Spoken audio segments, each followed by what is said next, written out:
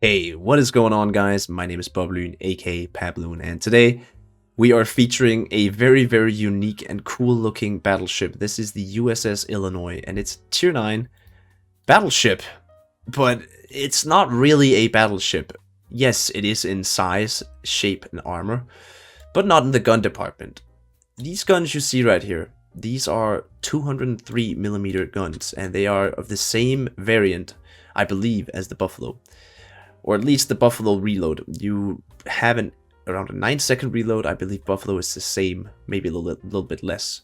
But this is, as you can guess, it is a battleship hull with heavy cruiser guns, and in this, in this case, it is Buffalo type guns. So you have 12 barrels in total, 9-second reload, and yeah, that's pretty much it. You get a precise aim, and other than that, it's pretty standard.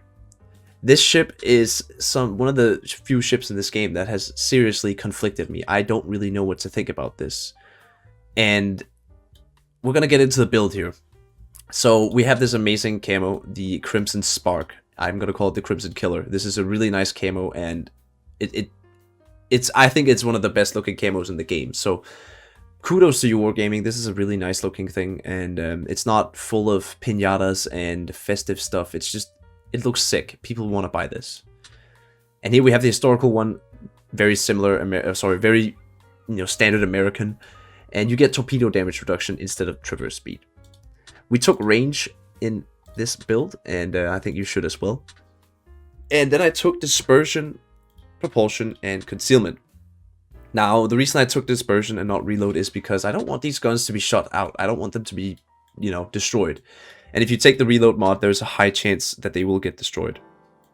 And this thing is a long-range sniper. You have around 14 kilometers of range, so you are pretty good in the range department compared to your other cruisers. I mean, I'm going to compare it to cruisers because that's what it plays like.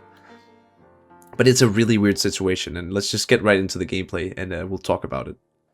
So here we have the gameplay I wanted to show you, and we are going to get over 100k, but I will say right now that the damage output on this thing is not bad. It's pretty consistent, and like any other cruiser, heavy cruiser that is US, you can both set fires and your AP is quite sufficient. One thing to keep in mind though is past, once a DD gets in 6 kilometers of your range, or 5 kilometers, your AP will overpin. So there you should use HE. But let's talk about this thing. In World of Warships Blitz, we do not have armor mechanics like in the original PC version of the game. So when this thing was first released in the PC version, it was quite the rage because it could sit at the back of the map, it could HE spam and be a nuisance to the enemy team, but retaining armor characteristics like a battleship. Because in World of Warships PC, when you hit a target and they are angled sufficiently, there's a chance that they will bounce the shell and you won't get any damage. So if you are a good player, you can angle yourself, kind of like I am here. We also do it in Blitz angling, but it doesn't do the same thing for us. In Blitz, we just become a harder target. But in the PC version, you can bounce shells. We can't do that in this game. So this whole purpose of this ship, or the whole reason this ship was good, is kind of gone. Now sure, a battleship is still tanky and has a lot of HP in this game, and armor also works, but just differently. My problem with this thing was, I am a cruiser in firepower, I am a battleship in maneuverability and survivability, but that's it. We have nothing else. You have nothing else. You don't have radar, you don't have rapid reload, you don't have DFAA, and you don't have a sonar. So you are kind of forced to sit where we are right now, just spamming away at, DDs, bots, and the like. The whole time I was playing this ship, I was thinking to myself, why am I not just playing my Des Moines or my Buffalo? Because I was missing the key features of what makes a cruiser good in this game. It's maneuverability, firepower, and support. This thing only has firepower and survivability, and it's not even that tanky compared to other peers. So that's gonna be a PSA from me, guys, if you are thinking about getting this, and it's gonna be the most insane ship in the game. It's going to be consistent, and that's one of the positives I love about this ship. It's very consistent with the guns, but you are just lacking everything that your guns you know, are made to do. You have none of the tools that a cruiser would need to make these guns good. So I really don't see the point of this ship being in the game, other than it's a fun, you know, cool looking boat and it's unique. Because that, I can tell you, it is. It's very unique, and it's very weird to play a ship like this when you think to yourself, it's a battleship, but I'm playing it like a cruiser. And you see we're easily able to deal with, you know, just in a sumo bot here. But, you know, any other ship would be able to do that. So we don't know how this ship is going to release, but it's either going to be in a crate or in a sonar sweep, most likely. If this comes out in a bundle, I would say you guys should go for it, because it's a fun ship, but based on how Wargaming typically release a new premium, you would have to spend at least a couple, you know, couple bucks for this thing if you aren't lucky, or maybe even more, maybe upwards of 50 to 100 bucks. I just would say this is straight up not worth it. Go grind Des Moines instead. It's a lot more fun, it's a lot more maneuverable, and in a fight like this versus a Schlieffen, I would much rather be in my Des Moines than I would be in this thing. Look at how little damage we chuck out of him and how much he chucks out of us. The only reason I really survived this fight is because the Venom here got a good salvo of torpedoes on him. Look how fast he's shredding me, and there's nothing I can do to him other than just wait for my reload and hope that we do some good damage. I should have stayed with AP here. I was kind of limit testing the HE and stuff, but we luckily get saved by our Yamato. And now we're just going to have some downtime where we're going to look for the Des Moines. Darth Shabu here said he was just trying to avoid me. I don't understand why. You're in a Des Moines and you could easily take me out. That's actually one thing. I think Des Moines would destroy this thing in a 1v1.